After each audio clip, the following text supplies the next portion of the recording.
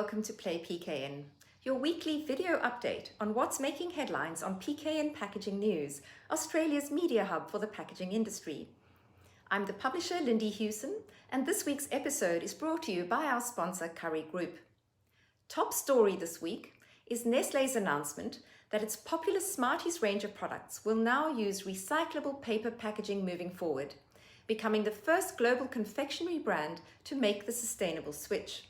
The shift represents a transition of 90% for Smarties, given that 10% of the previous packaging was already recyclable, and it is set to remove approximately 250 million plastic packs in circulation every year.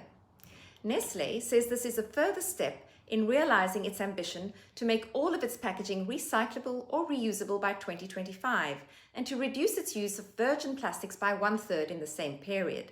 The new paper packaging is made from sustainably sourced coated paper, paper labels or carton board. Also, information about how to properly dispose of the paper packaging will be added on pack. Now, there's no doubt that PKN will be reporting on more material changes as we move into 2021. Heinz UK, for example, has also announced it will replace plastic shrink wrap around its multi-packs for cans with a paperboard wrap. And on our website this week, we take an in-depth look at the rise of R&D into paper bottles. Now to some news from the world of track and trace. Smart packaging with QR codes that can link to a product's coronavirus swab test results are in the spotlight as New Zealand and China forge a new trade deal. At a time when Australia's trade relations with China can at best be described as strained, New Zealand has upgraded its 2008 trade agreement with China, inking a new deal that will now see it have 98% free trade with China once the agreement comes into full effect. Many say it's a smart move by New Zealand to leverage the fallout of the fractious Australia-China relationship and drive New Zealand industry growth. 2 points of particular interest emerge for the Australian packaging and manufacturing industry. The first is the use of QR codes on pack to link to COVID swab tests that authenticate the coronavirus-free status of the packaged goods. The second is expediting clearance time for perishable goods at Chinese ports.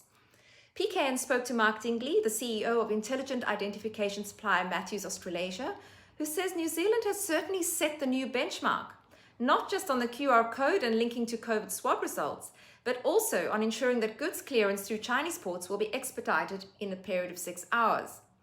The QR code technology providing the packaged goods clearance as such is currently used on New Zealand beef and other fresh meat, but has applications on all packaged food products. Asked about the QR coding technology development in Australia and how far behind New Zealand we are lagging, Dingley said that the technology, he believes, is doable and that his company is already working on it. It's just that Australia will be the followers, as New Zealand has now set the new standard. Australian meat exporters are reportedly already working on track and trace solutions of this ilk, but as Dingley said, we need to follow suit swiftly. And a highlight this week, on the packaging people front, was news that the World Packaging Organization has honored our industry's Ralph Moyle with a very well-deserved Lifetime Achievement Award. During his long career in the industry, he has led and implemented major packaging material and format changes for leading Australian FMCG businesses. But it is his selfless service to the industry that undoubtedly clinched the award. Ralph has dedicated much of his career to educating other packaging professionals through the Australian Institute of Packaging training programs. Congratulations, Ralph, from the PKN team. For more on this and other stories, head to our website packagingnews.com.au. That's it from me for another week. Lindy Hewson signing off.